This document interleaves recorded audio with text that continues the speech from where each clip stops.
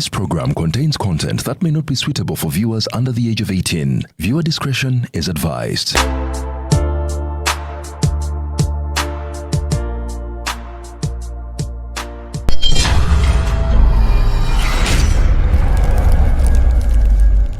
Owai lero nga muli busy ono siye mugagga wange emmotoka eno gyoze bulungi bagikwatamu eri yonna wansi bagitereeze kamalalo omugagga wange ono wano ng'oli mweraliikirivu Kasuku nabye benzi yo wali ne ŋŋamba ng'ombuzeeko kiri kitya awai si byangu oluuto nga lukuggwako si byangu Kasuku kiki obulamu nga bwe wabubala si bwe butambula buleka bugenda bukyankalana bukyankalana kiki obuzibu ki ndi mu katubagiro ka byasimbi oyagala ssente njagala ssente za bwangu buli wengezaako okugamba wano baleeta ekyapa leeta ebyobugagga byo naye kati waki tonkubirangako ebyo bintu tubimala buli lunaku tofaayo jangu kutwa tugende kati kweyagimanya nti ekyo kiwedde kiba kiwedde Aji tutuuse weewano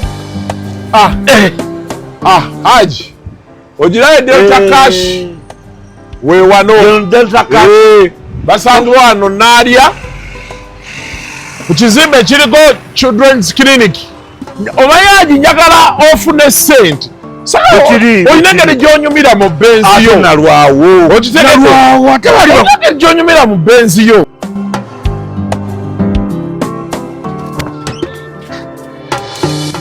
onaze kwewola kibadde kityakitumanya nga toli musajja mugezi okitegedde otaasizza nnyo okimanyi baŋŋambye ebintu bitono nnyo just logbook national ID bank statement yokka mu ssaawa 10 nezi nakuba nga nfunye ssaawa 12 egyokuba nga olina ssente www.deltacash.ug osobola obijjulizaako okwo byonna ssente ne zikusanga okitegedde okimanyi nti baŋŋambye emmotoka yange nsigala nvuga emmotoka bagisigala bakuteeramu turaka n'osigala ng'otambula nayo kati ssente njagala ogenda ozigyeyo ate nkukuba oluseke tewali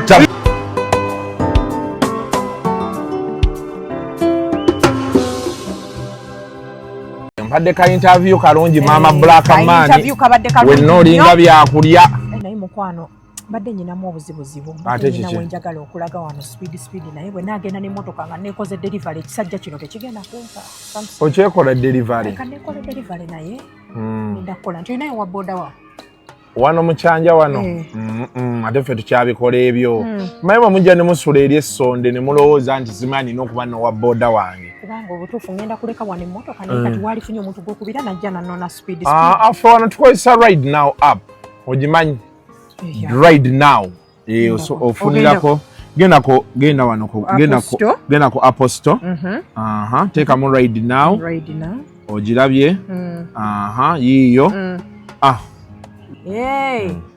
ebintu byabwe dakiika 2 nga bangi nga bakufunye dda kati omusajja mugenda kumunyamunyamu luseke nyamunyamu sawa yakwekola delivery omwana ow'obuwala nga this is nice wetwale dakiika nga 2 kati owa bodawo wuuno maama nga ayanguye azze mangu anti eyo gye bayita ride now owaayo omukyalo ono nedda mukwano otuula mabega mwamanyire okugiraba oti muwereyo erumenti yiino oyambale saagala okube mutwe wansi omutwe gwe gutambuza food for the soul ansooke ngitwale ku delivery mukwano tugende boosi omutuusa bulungi eyo ŋŋambako ng'otuuse ekyo kye bayita ride now let's ride luzungu kale Kasuku tugikole sawa namba luzungu luzungu tugenda muza kujjira kutoka ntoko ndi mbuzi nyefuno ababura babaddi abakyala wale somuyomba nyembuto katonda ya chembuto genda weji waminge yabaweereza buno bukeeke obutini singa babu mutwale bamusonseka mukamwa bwonna n'abufulumiza mu nnyindo. Kibwa alina guno omuggo gwa Musa wayitista premium detergent. Waliwo wanagambye ebola y'akasajja kasendi kalimba bannange. Esendi bannange.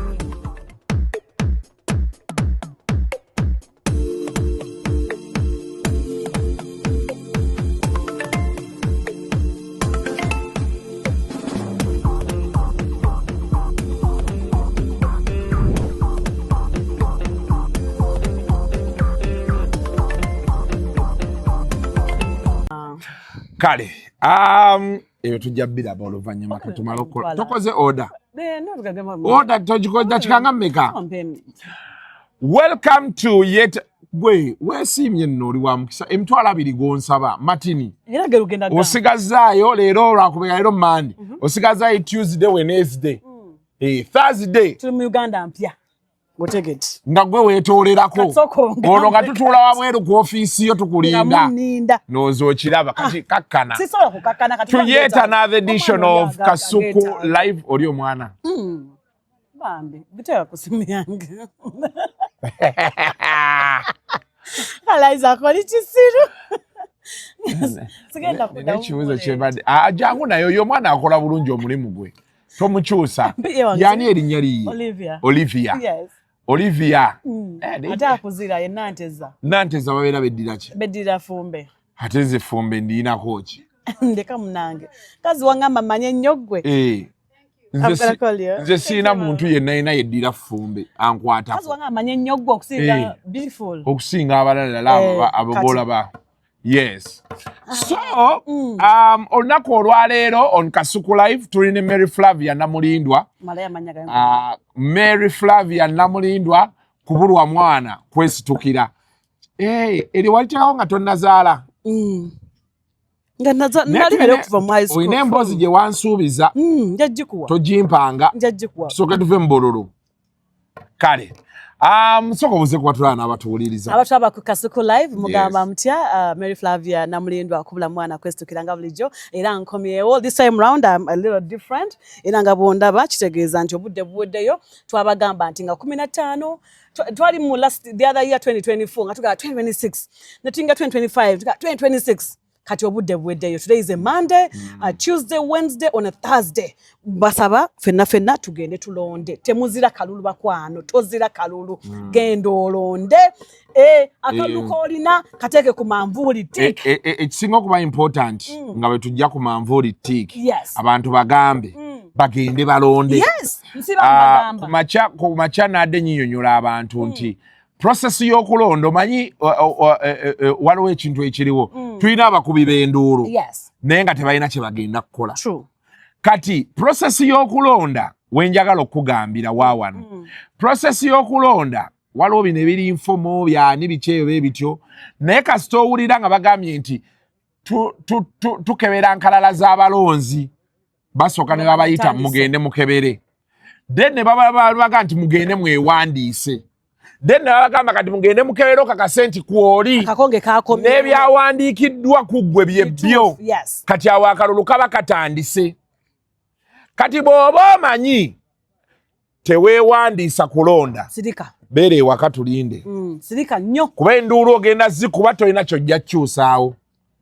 Kati kikuwa ekyokuyiga omulundi oguddako nze nagenda ne neewandiisa era mu bantu b'ennonda nina akalulu ka Ssenyonyi Joel Nakawa wali munimira ngenda kamwocha mukitegedde akakyagulanyi nina akalulu ka woman MP Malende Kampala Shamim Malende akungendo londa Shamim Malende kati kandekera okwogera bengendo okulonda nedda andi nkomyawo ogenda kunteka ebigambo mukamwa kati nedda kankomaawo oyina akalulu ka meya wa Kampala abantu abali sure nti balina akalulu kange ye Ssenyonyi Joel ne Shamim Malende oyina akalulu ka meya Salongo Shamimu wa ingini yabali mwezo wabala mbadde nina kyengendo okugamba naye nezijukira ogenda kimbuze wa Ssenyonyi mbadde nina kugaa nti Malende wa Common Man's Party nedda Ssenyonyi wa Common Man's Party si wa Common Man's Party ate no tulina mu candidate yawo lwa miti awala bannaye Yalonda wa common municipality. Nakawa noza akalulu nkawate. Tuchamuwala na. Ocherwa miti. Tuchamuwala na. Empala naye afunela miti. Tegwanga. Chagenda masi. Tonga yachimani.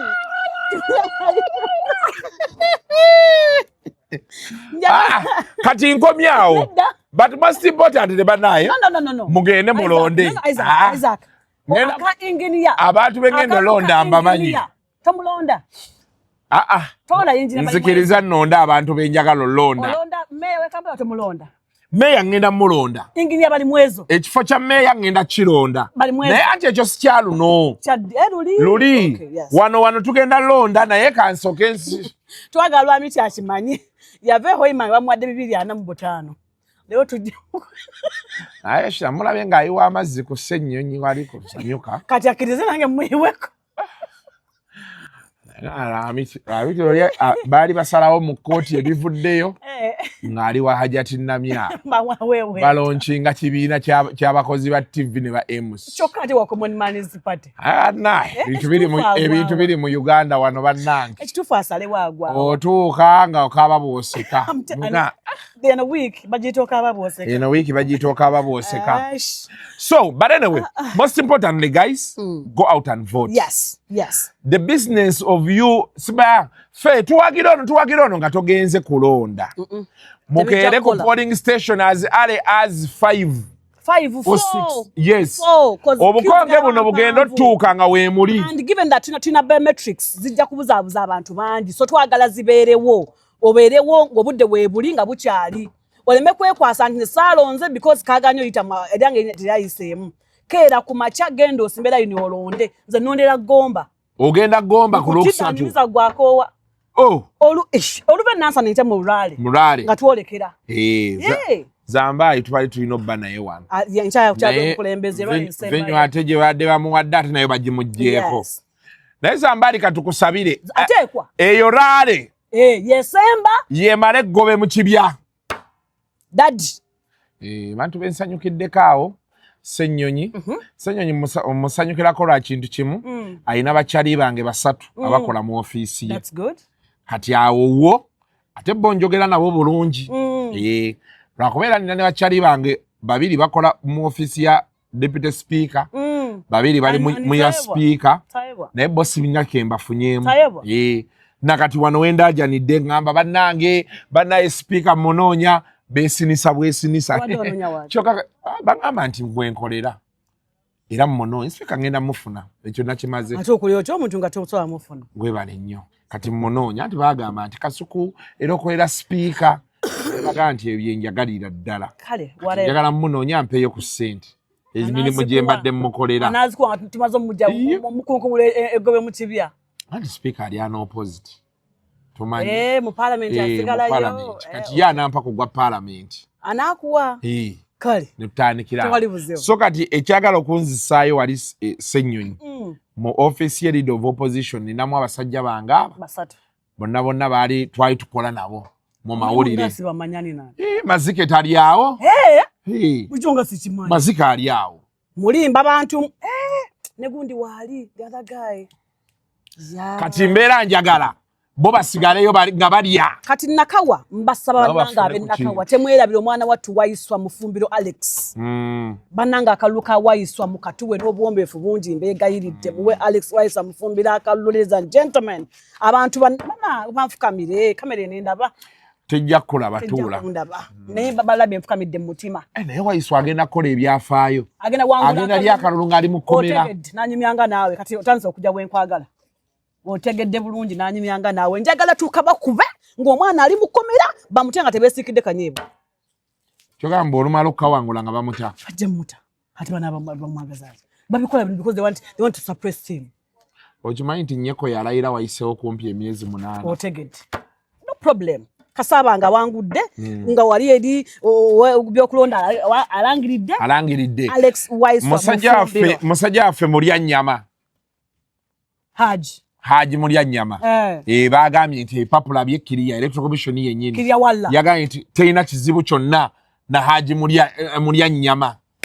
ne tunaaba Munyanyama mwagalako ekintu kimu ali flexible manya abantu bafe abasinga bali static bali mu kifo kimu naye okumiitinga abantu abali mu byobufuzi abo nga bali flexible bakyuka bati si kintu kyangu so onalemo mulya nnyama mumulabiranga ddala n'omwana wattu Zahara Luyirika mu mwaka lulu Zahara yes abo n'abantu bange Zahara kimami bamuyira akalulu abantu be Makindye naye Makindye yeri tight nnyo lwakuba omusajja yalina owangula ekifo ekyo ate yagenda mu DF senga yajja independent akalulu ako yali akamazi no let me tell you something Isaac ebyobufuzi bino bw'obeera nga obiri wabweru oba obiraba bulala bw'obiyingira is when you start to see nti eno kadi bagizanyo bati bwe bati bw'obeera independent mu byobukulembeze ebyobufuzi kizitowamu because toba na sense of belonging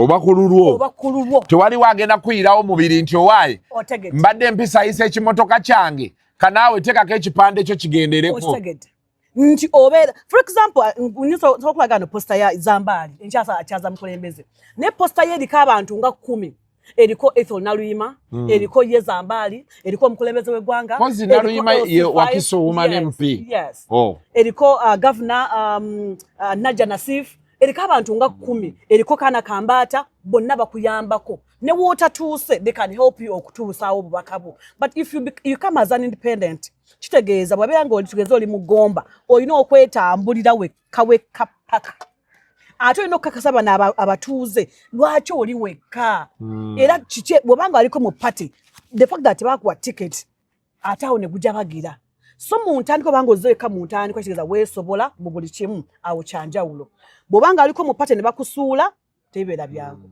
n'olw'ensonga eyo Musiri Musiri yali very strong contender awo very strong very strong I don't know lwakuba kati ate eyo constituency waliwo constituency ezimu nga wano speculation kati nga walaba etuliko kati for example bw'otunuulira constituency ya Nakawa West Senyonyi has a very big lead although Burora is closely behind him but yes kati bw'otunula maybe ku bitundu nga 10 Senyonyi ayinako 65 Burora najjaawo n'asatuge title from byenda baku ground kubeno constituency gye nnonderamu ate ogimanyi okirimu kati mbuuza gomba Burora w'amaanyi nnyo wano mu ba elites wano Naggulu kwata wano awonawona wansi we watyawo ate ba elites waliwo wali sebayo munde waliyo abantu eyo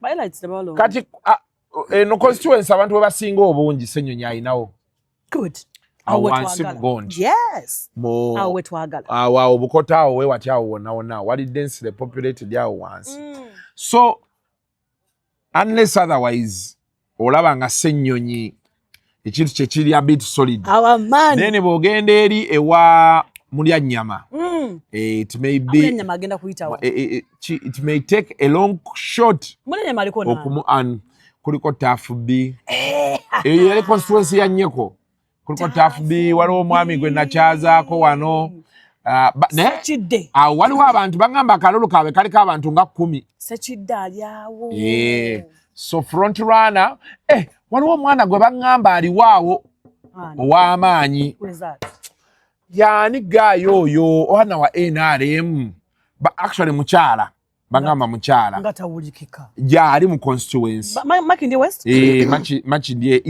Makindye East kebelako waneeno bamuŋŋamba awo but bamuyitani abaho yabaho bangamba omukyala awo w'amaanyi maybe a long shot then wano ewaffe eno wano ewalala kati eno gyensula eno nkyali mu constituency ya Senyonyi wano naye tubodalinga ne Muwada naye eyo sinamanya kiriyo nnyo Muwada agenda kuwangula waawo Muwada nko nnyingi sinamanya nnyo bamwesimbyeko waliwo omwami gwe twakyazaako awo lawyer asomeseyo kwa UIU but amaanyi ge wetwogerera wano wetwogerera omukulembeze ali mu Kampala Central awo tulinawo David Lewis Lubongo ya kanso era akagenda kawuta buva waliwo interview eyabadde ku NTV eyabadde etuze musajja wange Sarah is tall. Sarah is tall. Interview yamuzanyeemu. Najirabye. Otherwise abadde ekintu akitutte nga margins aziggadde. Neka nguliyako Isaac. Unless omuntu atamanyi what they call media. Media osobola ogikwata bwoti. Luza abadde atukutte bwati. Yeah. Nga uliwo scrolling ati. But also that is too close to call. Yeah. Anti ze ngambidde wano akalulu ako. I don't think so. But I think Rubongo ya will eventually win it. He will. He has to. But anyway, eyo Kampala Central. Then tuina Kawempe. Kawempe South. Kawempe South yeri mwani. Je tuina mu chairman Nyanzi.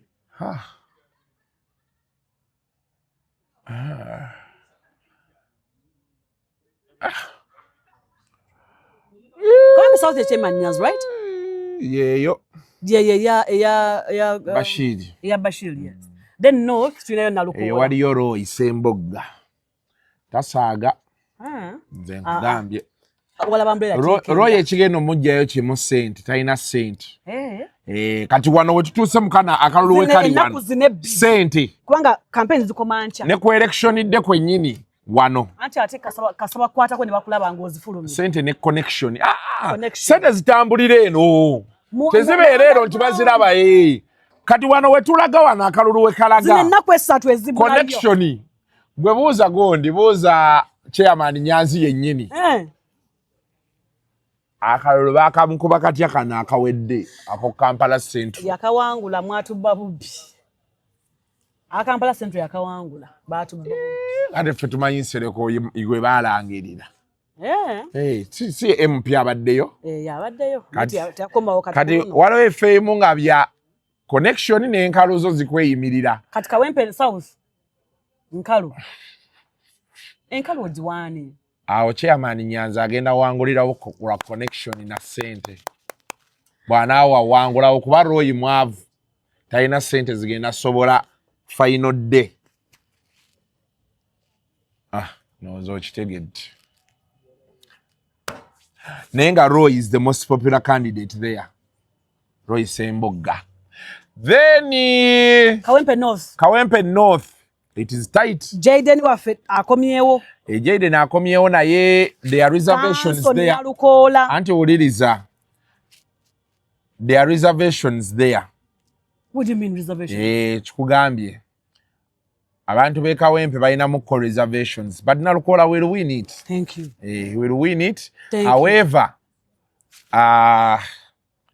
mutulinde mu bannaye tumalirize. Chi bakoze eki. Tukozesa simu yaabwe naye bagitubanja nga abagibbye. Mutulinde mukko bannange. Tukyakola aka. Bemma mwagala njibawa ne mugenda. Ne tukola tutya. Buli omu n'alaba munne. Ne kakoma akantu kaffe. Ne kakomaawo. Sinaba kwogera ku Gomba East. Tubaye tukyamalayo Kampala wano. Kati tulina wano mu constituency tulina Kira. Tulina wo candidate wafe ow'amaanyi ennyo. Kankubuleko Isaac weebuzaabuza. Kanso. The only thing kati. Kanso Musisi. Kanso Musisi tajja wangulawo. But what I think, agenda mu a run for his money. Maye waliwo akalulu akajja nga it's a run for his money. Era kino kiyinza okuba kye kisanja kya Ssemujju ekisembayo. Kino. Sometimes. Naye nga akamu kuba kiyinza obba ekizibu. Ate kitya. Amanyi Musika atadde ku ground. Leero limwalinawo candidate wammwe. Omanyi amanyi Musika atadde ku ground. Loli nga weevu etambula ku piiki ya weevu olaba Ssemujju yajjayo akalulu. Ate n'akajjayo by almost 90%.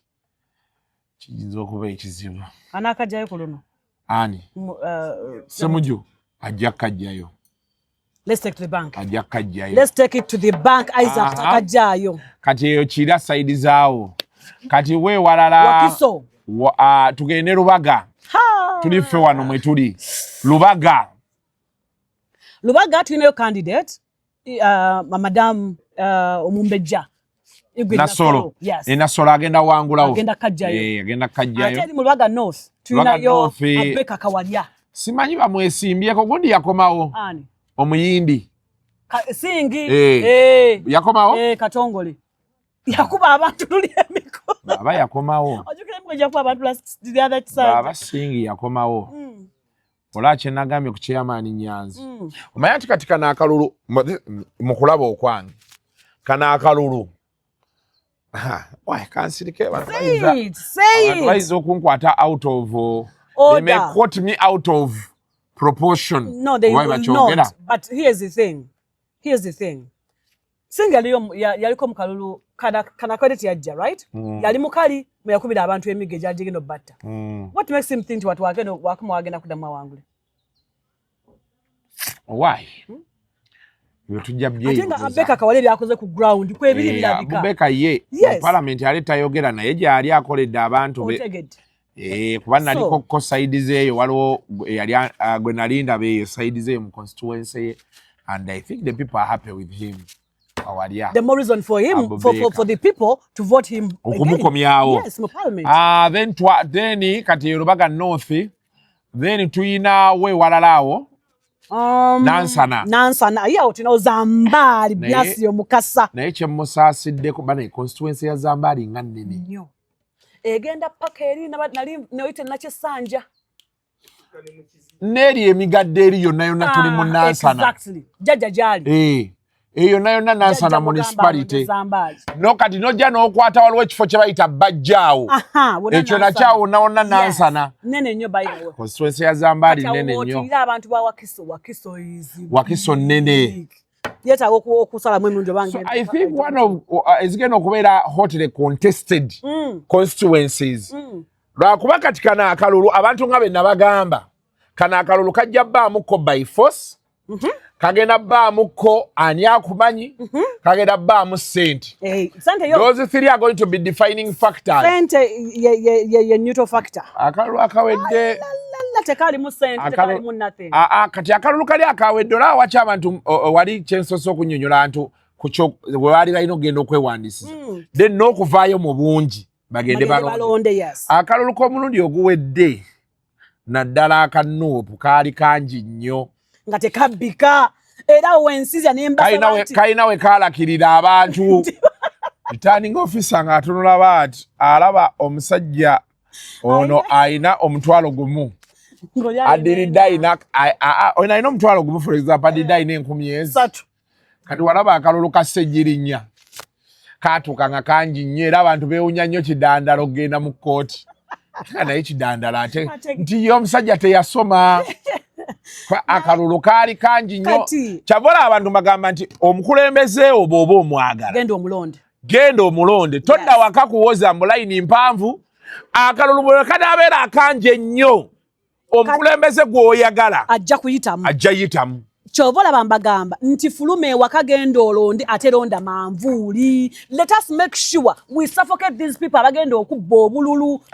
Mani abagenda okubba obululu bannange biki ebyo byoyogera abagenda okubba obululu bana abakubuuza olinayo bw'omanyi lindako osobola tubulirayo abagenda okubba obululu bw'omanyi which year was it kalukali kaddi ate ffe tumanyi kyoyagala otunyumiza kunyumiza obubbi bw'obululu twali luddawa twali kandowooza nali masanafa ndowooza ku ssaawa 2 ez'okumakya Peter Sematimba ng'atandise okupakira obululu weesimba okuba mmeeya wali ku Bati Valley mujjukira bulungi amama yende ojjukira bulungi waliwo asaaliwo nabiraba ku TV tumanyiira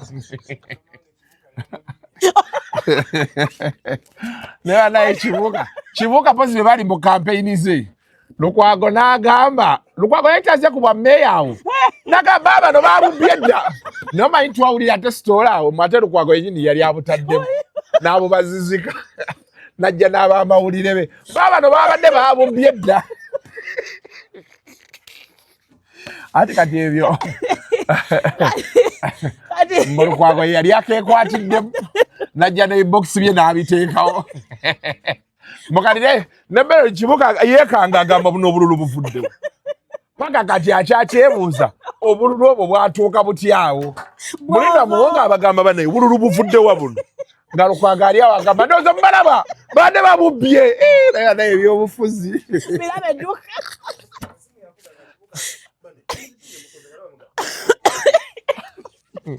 eno bakubeera kibuga ababuuza biki byemukoze ne bali bamubuuza biki byokoze naye Lukwago ali bakati These people. Yeah, bade bamukuttemu. Naye batugamba ye mwennyini yali akakutte. N'aleeta n'abasookayo. Chobola bakugamba waita politics. Politics. Ebyobufuzi byebyo. Bulungi oba yali akakuttemu oba si yali akakuttemu ffe twamanya nti by 8 am. Balatandise okubba obululu. You can imagine that early. Therefore, abagenda buba gye bali already. Era ojja balaba. Okitegeera. N'olwekyo gwe yimuka ogenda olonde bubeere bungi babuleko ne babubbira. Wadde okyakajjukirako? Mbadde sikajjukira.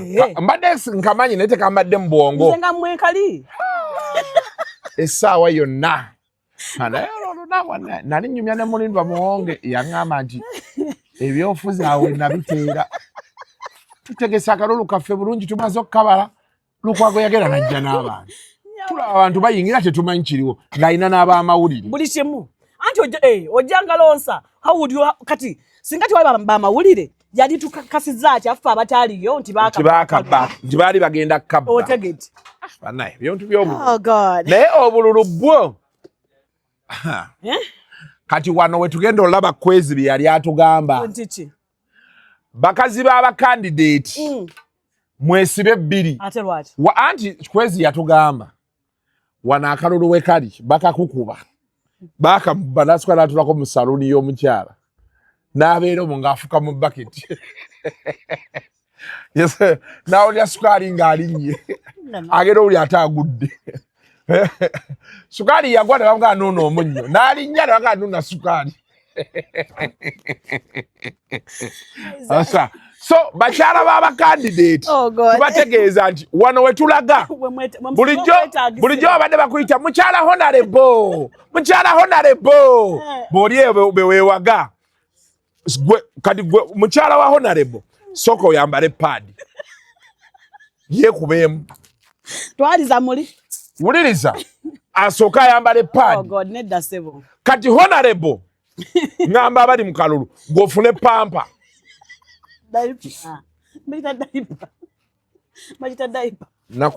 nakubira nko kato kalulu akawedde anko kato wumula mirembe namukubira ano nga bakatandika okukabala naye abaana bayira Alozias akalulu era Alozias bwe batewakolera bantu beerubaga wabayisa bubi nnyonyi naye nali simanyi nti ate kato teyalina waakubiri byangamba wali waakuno oba waakutaano teyali wakubiri teyali wakusatu byangamba oba yali waakuno oba wakutaano mungebyala bivaayo bigamba nti ankato ffe tumaze okkakuwa abibuuza mukoze mutya antutiikinza mbuleera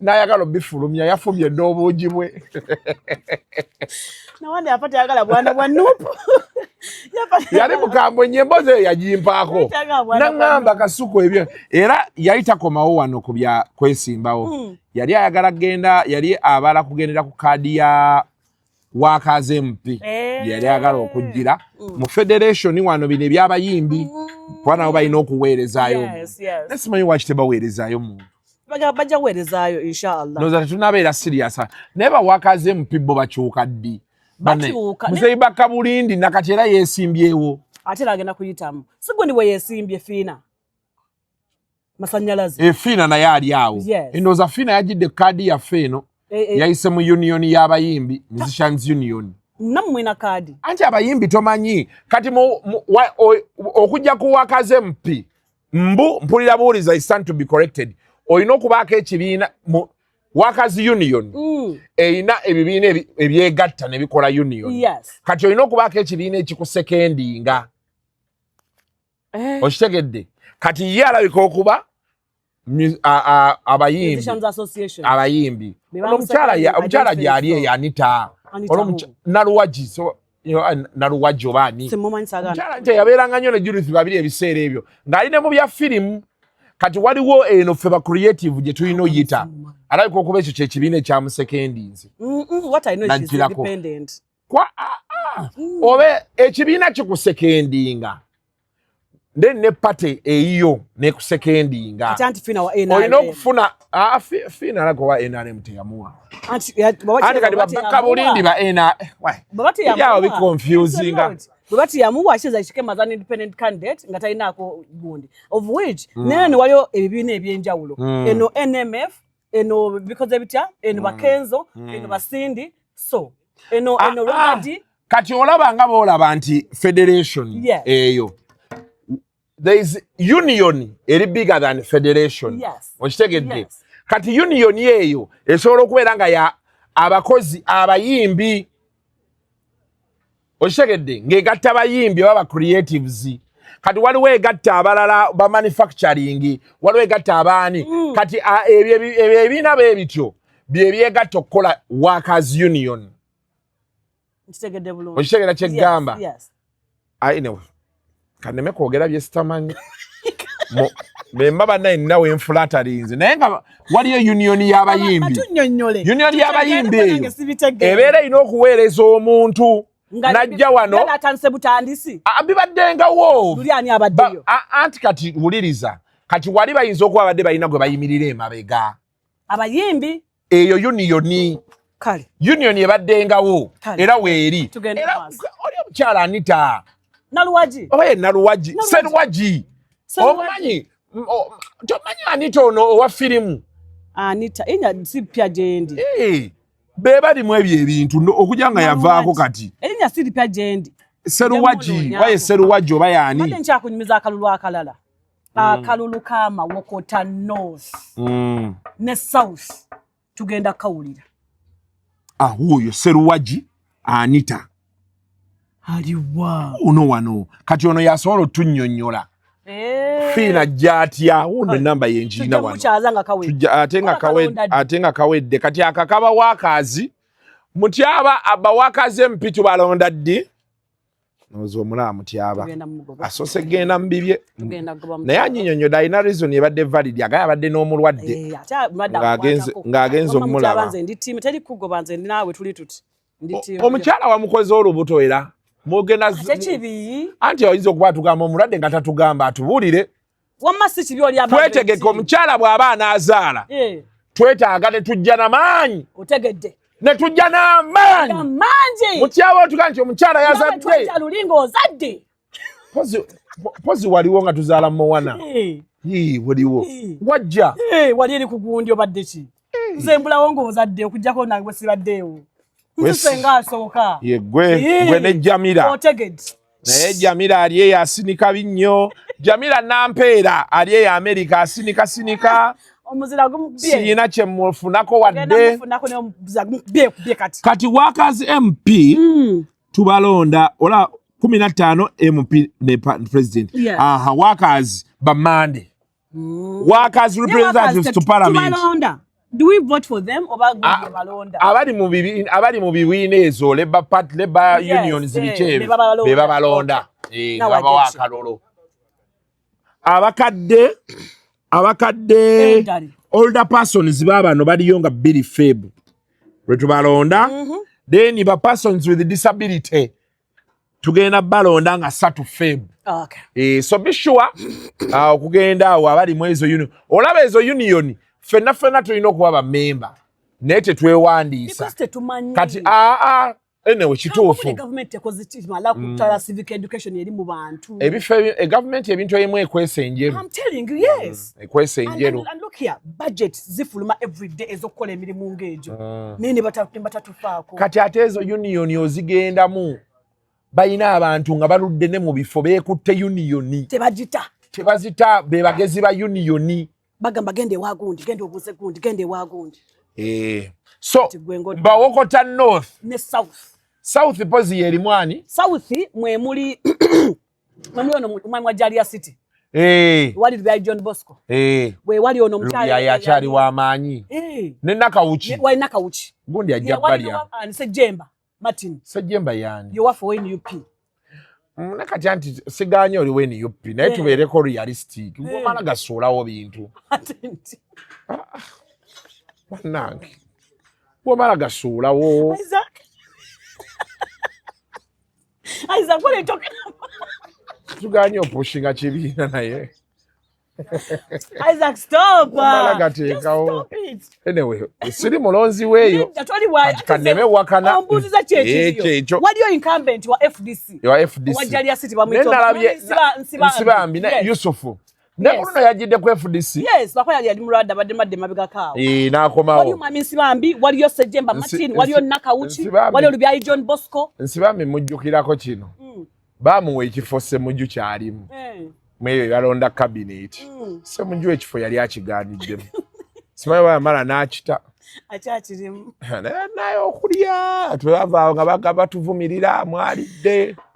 Nobagaa naye abantu nga balidde. Walidde? Isha. Nafuna sente nkole emirimu. Million. Ya million state yagituwa. Wafuna endala?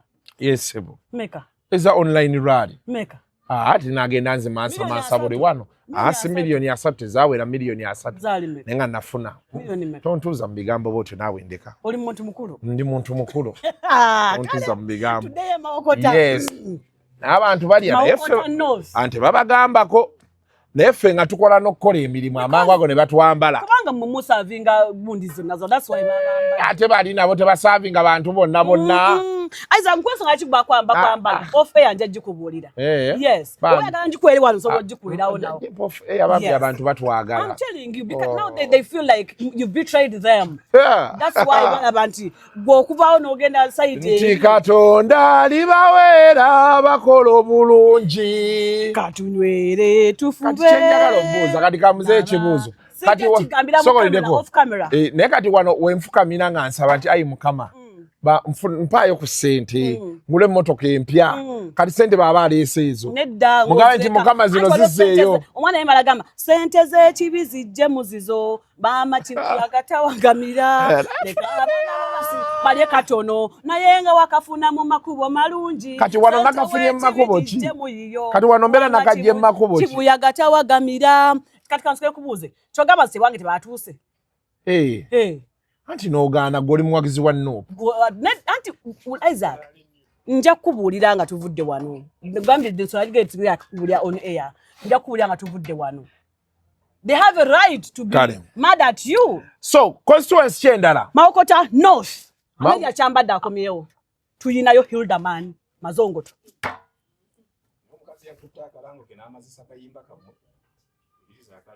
Bitebitugya. Kati Chichingo amani gakuwedde nkuyeko amazi. Nedda. Byobedde waga. Anti simanyiyo nnyo. Nzanti nze nkuwulira. Goyitayo. Wagula empigi. Oyo opinion ya jesigalize. Eyange ye matali nga wano kati. Eyange my opinion matters here. Kati wano ogambye nti ki? Hildaman Mazongo. Chiyaga. Hilary. Hildaman. Naye sijja wakana kuba kali era twali tetukamuwa. Ojukudde mungi, thank you. Kati awo thank you. Bw'abanga yajja. Omanyi bw'osanga azaddeko. Tosobola kugamba nti okitegedde. Era oyomba kimu. Lwaki yazaala eri wano tatuzaalidde? Naye tosobola gali tazaala. Otegedde. Kati awo ne tuvaawo. Ne tugenda Gomba East. Tutuse Gomba. Naye Gomba eyo. Wagenze yoddi. Ngabu wagenda yoddi. Ngabu wagenda yoddi. Nkyali mukubo nkyali mu Butambala tutute Gomba. Tugende Butambala. Butambala kikutte. Butambala kikutte. Kati awo kankoleke gwobo tunyoye simanyiye mu byalo. Butambala kikutte. Haya. Isaac. Mwanga kivumbi akutta akati. Nze nkubuulira. Kikimulagala kuseka. Tuzo njagala kuseka nja. Isaac. Wewe musuka tibwe muyina. Wala odakola nga Jenkins. Jenkins yogera ebyo ebyekisiru natandika nga toyogera. Ate akulese. Tongeza ku Jenkins. Bamulese amaleyo ebintu ebyekisiru. Akozizika nga toyogera. Tunakola. Jabula tukulese osogomalize naffe tukole. Ebisiru byebiriwa. Byebiri by'abateesa ye. Angambye nti olinga Jenkins. Nedda tongeza ku Jenkins. Abateesa ebyekisiru bye. Muliriza tuli mu constituency pa constituency. Empiji wano tulinawo Betty Nambozi. Ne n'abalala. Waliwo ne John Lule. Yali waffe n'avaayo batamu tikiti n'agenda ewalala. Yagenda mu DF. Naye Betty Nambozi. No, not Betty Nambozi, Teddy. Teddy Namboze, yes. Kati bwovaawo nitugende Butambala. Oliver, Butambala wetuli. Butambala ova oliwe Butambala. Oliwe goe. Wale negusime ekyo ekiwala kiganda kyo. Emirimu mugiwaseewo bantu bammwe. Gwe olisi mugandawo. Muti abatweddira lugave. Si mugandawo. Tuba tuzaala wamu. Muti abawe Butambala. Butambala wa. Olondani Mwanga Kivumbi oba Mwanga Kivumbi ogenda kawa Muwanga otegedde waliyo Mukiibi yesimbye ku Muwanga tulina Mwanga Kivumbi omugobye Mukiibi abantu nga bakyuke kati awo olugave terukoze awo nabye mugolabyeko ye mwana awo ne naba ne Muwanga ayogera oluzungu akuba amasuuti awo ne naba kasa oli akikuttemu Butambala Twinawo Aisha Kabanda.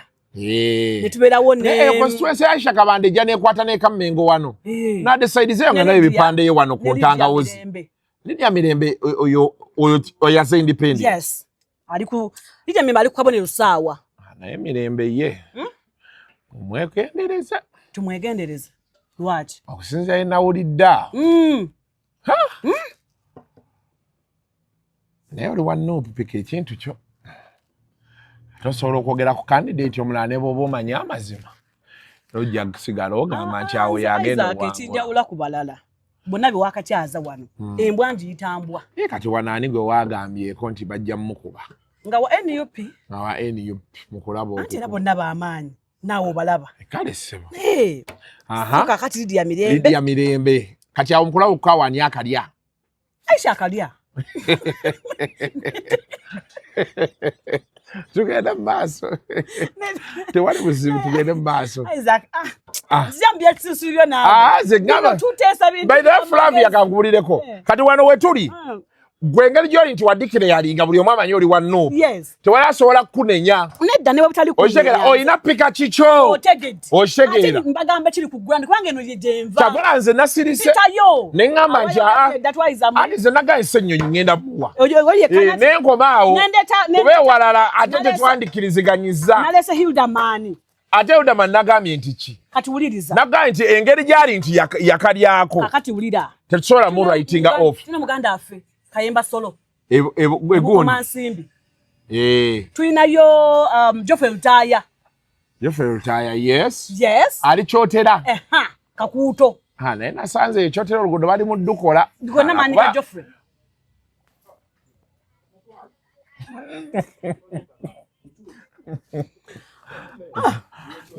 Good.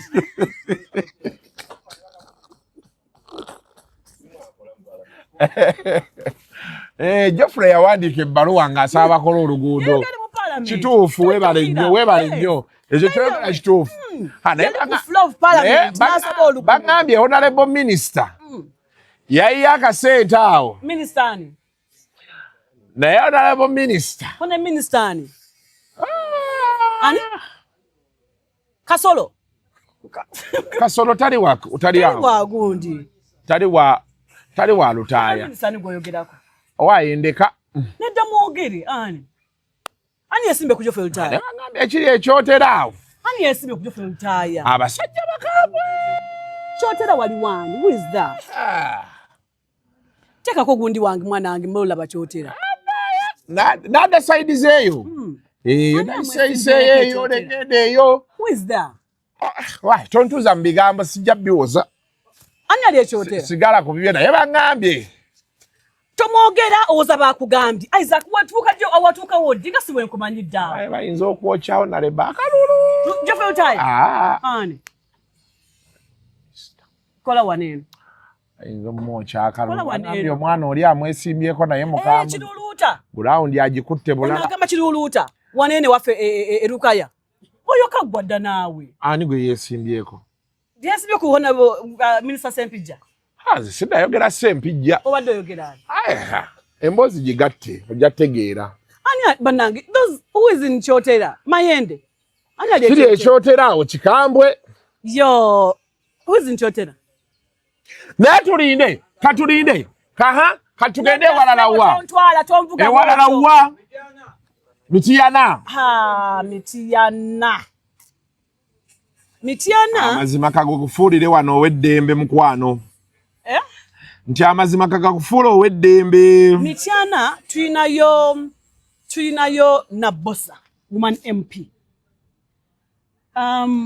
Isaac olabani nedda lindako oyo muleke Isaac tulina woman MP Nabosa ne tubaayo ne Zaake sigiri Zaake agenda kudda naye agenda kudda anene ku kyabakyala kana akalulu ko kamutuyanyizaamu bagambye waliwo omusajja bamuyita yamwesimbako naye tasaaga bamuyita ani maama ani yes ayina nickname gye bamuyita Shimye yes nenga agenda kudda right ajja kudda kyabakyala tunako Nabosa Nabosa yesimbyewo ne muganda waffe Nabakoba ne Joyce Baagala nzaawo ngenda kawa Joyce Baagala ogenda n'emityana awo nze I'm rooting for Joyce Baagala side zaawo nze nina abantu bange bempagira kale then wetuvaawo Mityana North wetulina omukyala gwe bayita yabaka Mawona agambye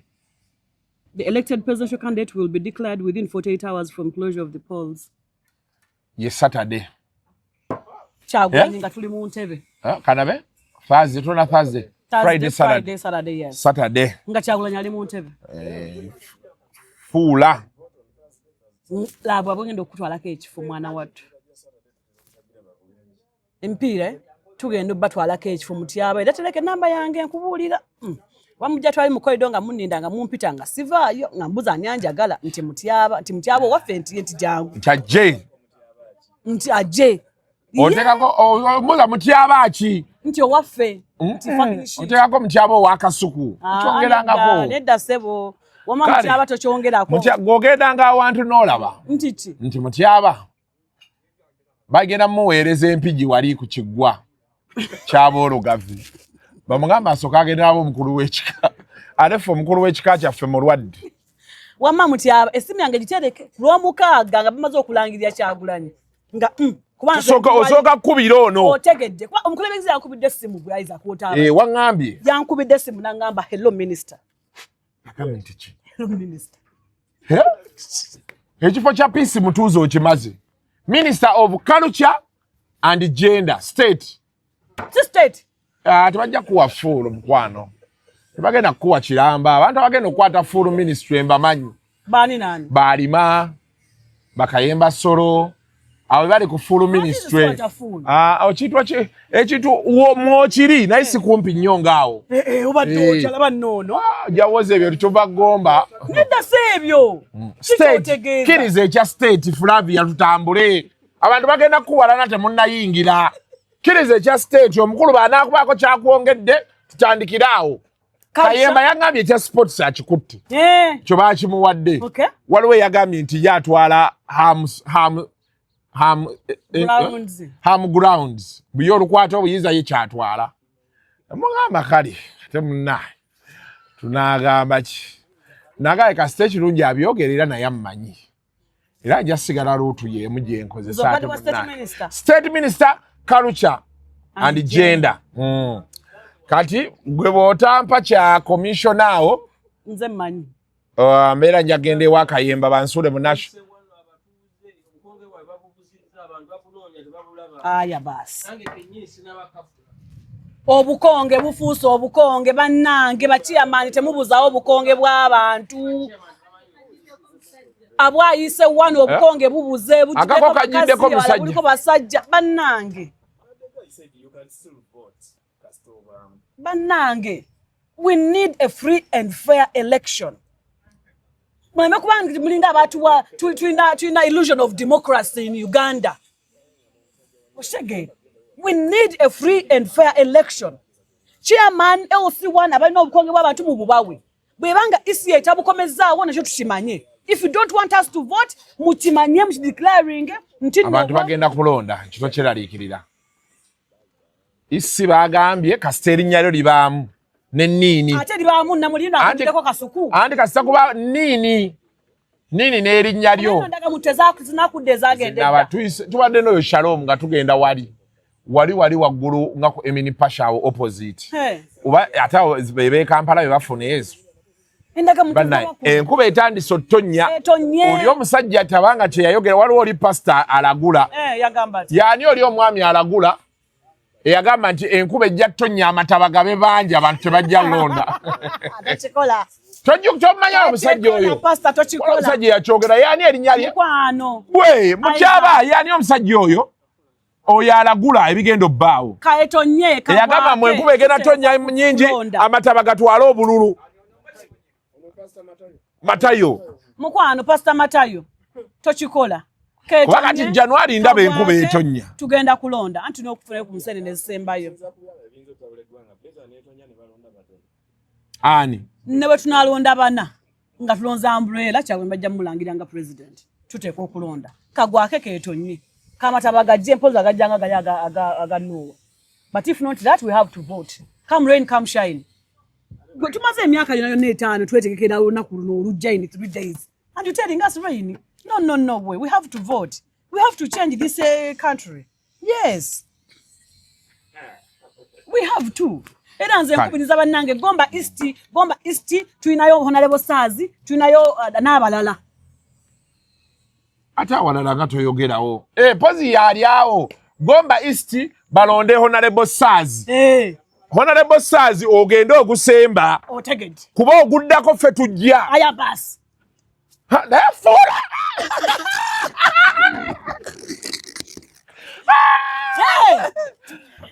Sazi yatukola ekintu bannaye. Kale senga kati tugenda layira fuula. Senga tugenda senga kati senga wanfunidde dda hoteri n'ebyana eggomba. Naye olaba Isaac. Anti olumala okulangirira nzaawo obulwadde wembufunira. Ne Isaac olaba mutwe ku mutwe. Atokikola. Adi mashuwa jeddagalo jaddiba. Nedda sebo. By the Isaac, there's some guy, some friend, yandaga some guy, yagamba mwaliwo yempiso gye bakuba for a year. Bagirese. Naye bagikuba tonnalwala sirimu. Daga badi approve nze. Kati bagikuba nga waliwo prep, waliwo pep. Can you take it? Prep ye before, pep ye after. Can you take it? Naye abantu bamira prep. Neda ngamba, can you take that injection? Nkozesa obupiira.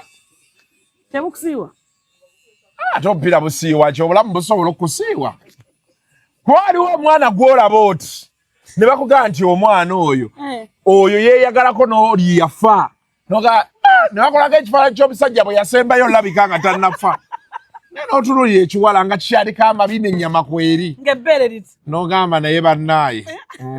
Okufa kumu n'okuzaalibwa. Kuzaalibwa kumu okufa kumu. Kati awo ng'ogenda bakwokya empisa oyo. Ng'ogenda. Ng'ofuuka Mr. Bombastic. Ekijja nga kijja nze nkubuulira. Abaana gye bali abaasibaasiba ddalo. It's not worth it. Obanga omira naye kati nenga abantu bamira prep. Ebintu biveeko tudde ku bululu. Waliwo omusajja eyo ku sipaaka yagenda neyeegatta kyali wange. Nga teyeekakasa. Bagenda ova bano yabayingira bajjako amataala. Kyala njako ettaala lekako ey'ekinaabiro yokka. Olina nti edda n'ey'ekinaabiro gijjeeko. Koye kale. Ne babeera mu nzikiza. Ne beegatta. Omuwala kasita yeeyambula bw'atyo n'agenda okugyako ettaala y'omu kinaabiro ng'amaze olaba buli kimu. Bwe bamala bazzaako ettaala. Agenda omuwala yayiwa eno rush. Mwana alinawo ekipaapi n'omwana egwe kikinga olinga zibula. Nti ebizigo byakwokya ati neddayo nti be nazaalibwa. N'agenda n'amira pep. Naye ekyo ekiro anti bagamba oba ogimira wiiki. Naye mbwe ekiro ekyasooka yaloota bandatteeka ng'alaba basimentaana kwekyukukukyuk. Abeera yakamala bala bajja ne kofi agisitudde obwomu. Tagaana najja ku makyana ng'akasuku bannaaye. Ninawe ennaku by'omutwe naye. Nagwekubidde. Okuva olwo atambula n'obupiira nga 2. By the way, kaimu omuwulizaako. Alhaji. Muwuliza. Juzi yankubiddeko awo. Bwali mu kibuga muno ku sipaaka kwali akyakola akola ku Friday. Kaimu nkubuuzaako Shafika. Alhaji. Naye Kayima si yesigwe ngamba. Womumbuuliza wakyamu. Sigwe nga oli mulala. Abantu bayinza olowooza yeye si Alhaji. Sako, ogende kusipaka ne mujjukira. Si Alhaj. Bubuzizaako bubuuza. So my sister. Mbadde nkugamba. Yes, ngatuwonzika. Emyaka 5 ogiraba. Ono mbadde mu America ugamba fuula biki ne giyitako. 5 gigenda kuggwaako Isaac batuwe ticket nga nze bakagomba East.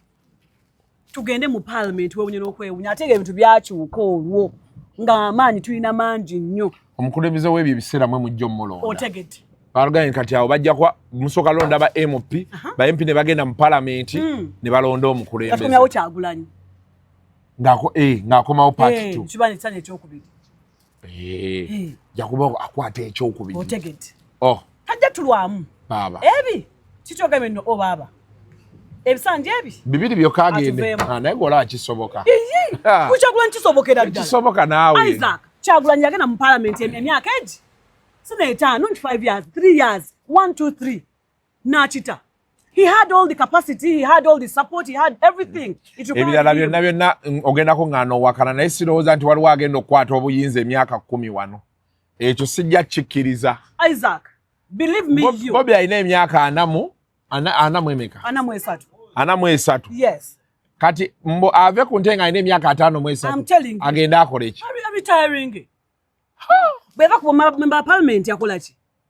Ate yaritayalinga ali mu byabufuzi. Agenda kulembere gwanga myaka 5, 10 akite.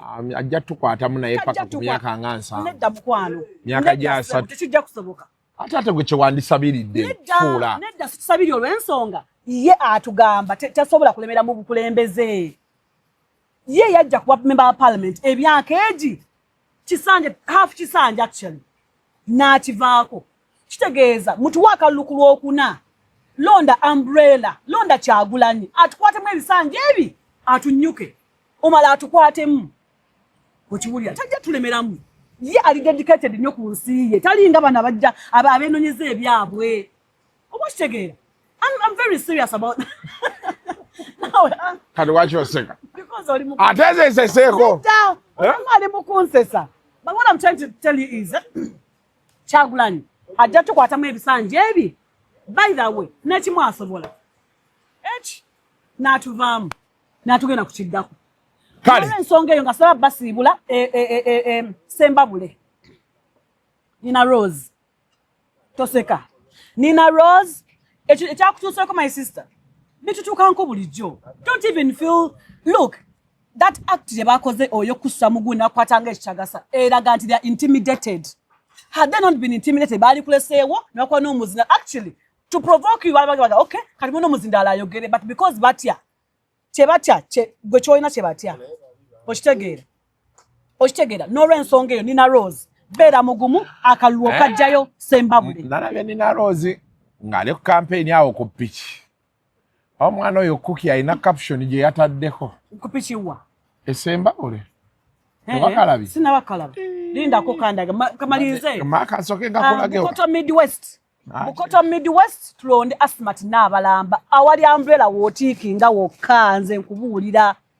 Awali umbrella taata mama senga kojja nephew niece cousin everybody. N'abalamba Bukoto Midwest. Sembabule tulinawo Nina Rose. Mawogola omukyala mumanyi bulungi nnyo ne besibu bagamba. Mawogola wali yani? Mawogola between ani? Namuga, yes. Oyo omukyala Namuga bamulonde. Otegete. Honorable Namuga ani gwendeseeyo wonna. Eka mwenge owokubona mumanyi patience. Ono omukyala gwobadde naye wano. Naye ayogedde ebigambo. Abaana basalawo. Tegeka national ID. What? Nze ku byayogedde byempulidde wano. National ID ekubeemu kubanga baba abaana bakambwe. Isaac Awanta. Abantu balinalo naye. National ID. Lo sinnagifuna. Wamma tubagamba olunaku lwakuna eno sho tugikoze leero Monday. Mbasaba n'obuwombeefu bungi byonna ne betwogedde. Uliriza kino kyenkugamba. Awali umbrella wootiikinga kozi twagala kukyusa bukulembeze bwa Uganda. Mary Flavia namulindwa okubula mwana munnankyukakyuka atakyukakyuka. n'olw'ensonga eyo mbaagaliza bisinga byonjagaliza nange byenjagaliza ku Kasuku Live tubaagala nnyo. Kale eyo yembeera nga beetambudde olunaku olwaleero. Nina omuntu gwe ngenda okuyintabyuwa ng'enkya naye mukambwe ani oyo weza ojja mmulaba mukambwe wati wa NRM wa NUP wati wa Jema China abantu mutyabijjeeko mumanyiira ajjako bye. This is a question. It's a yes Mutyaba. or no. It's a yes or no. The views expressed on Kasuku Live do not reflect those of the host, producers, or management. They are solely of individuals providing them and do not represent or reflect the official policy or position of this YouTube channel.